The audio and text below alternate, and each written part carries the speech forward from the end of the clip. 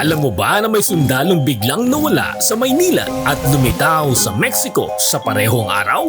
Ang pangalan niya ay si Gil Perez, isang Kastilang sundalo noong 1593. Ayon sa kwento, naka-duty siya sa Intramuros nang bigla siyang napagod at sumandal sa pader. Pero ang hindi inaasahan ay ang kanyang biglaang pagkawala. Ilang segundo lang ang lumipas, pero nang idilat niya ang mata niya, hindi na siya nasa Pilipinas.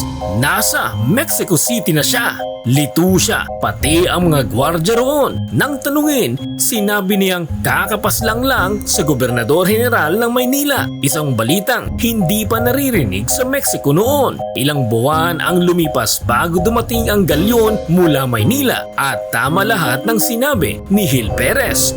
Pero paano? Walang eroplano, walang barko, walang paliwanag.